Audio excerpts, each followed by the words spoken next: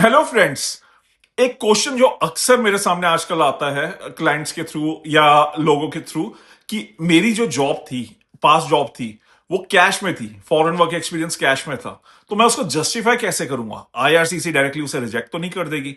या क्या मैं डॉक्यूमेंट्स उसमें कंसिडर कर सकता हूं लगाने के लिए? पहली बात तो यहां पे ये समझते हैं, अगर आपने कैश में जॉब करी भी है तो उससे रिफ्यूजल या रिजेक्शन नहीं आएगा। बट इंपॉर्टेंट ये है कि उसको कैसे आप जस्टिफाई करते हो, कैसे उस चीज को प्रूव करते हो कि आपकी जो जॉब थी वो रियल थी, ओरिजिनल थी, फेक नहीं थी। उससे वो कवर हो सकता है। अगर हम बात करें सबसे पहले क्या क्या डॉक्यूमेंट्स यहां पे आपको चाहिए होंगे इस चीज को प्रूव करने के लिए, जो सबसे पहली चीज है, और जैसे मैं हमेशा कहता हूं, वो होगा आपका एक्सपीरियंस रेफरेंस लेटर या एम्प्लॉयर रेफरेंस लेटर, जिसमें आपका एम्प्लॉयर मेंशन करेगा कि आपकी जॉब फुल टाइम थी, पार्ट टाइम थी, आप परमानेंट एम्प्लॉय थे, आपने कितने नंबर ऑफ आवर्स काम करा, एंड मोस्ट इंपॉर्टेंट जैसे मैं मेंशन करता हूं वो ये कि आपकी ड्यूटीज एनओसी, जो सिलेक्टेड एनओसी कोड है आपने सिलेक्ट करा होगा, उससे मैच करती है कि नहीं करती। उसके अलावा अब अगर हम एक वेल बिल्डअप पैकेज की यहां पे बात करें, जो कैश जॉब आपने करी है उसको प्रूव करने के लिए, तो यहां पे सैलरी सर्टिफिकेट बहुत इंपॉर्टेंट रोल प्ले करेगा, दैट्स वन।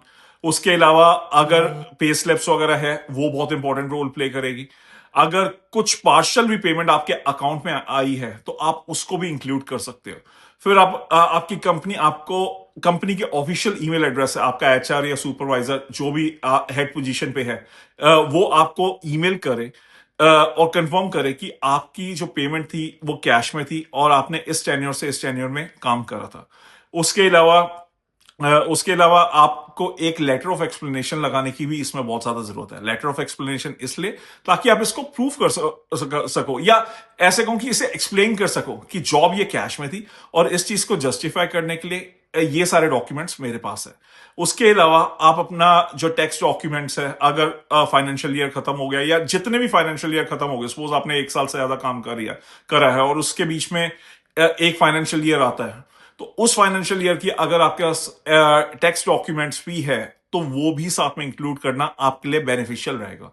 ध्यान रखिए, कैनेडियन गवर्नमेंट या आईआरसीसी हमेशा प्रूफ मांगती है, जस्टिफिकेशन मांगती है। वो ये नहीं कहेगी कि अगर आपने कैश में करा तो डायरेक्टली आपको रिफ्यूज कर दे, ऐसा नहीं है। बट अगर आप स्मार्टली जस्टिफाई नहीं कर पाए तो वो बहुत बड़ी प्रॉब्लम आपके लिए हो जाएगी, क्योंकि वो सिर्फ आपका ये एक्सपीरियंस माइनस नहीं करेगी, बट अगर आपके जो ग्रैप सीआरएस पॉइंट से कम अगर आपका स्कोर बन जाता है, अगर वो पॉइंट हटाते हैं, तो वो आपकी पूरी फाइल रिजेक्शन में जा सकती है। तो ध्यान रखिए इस बात का।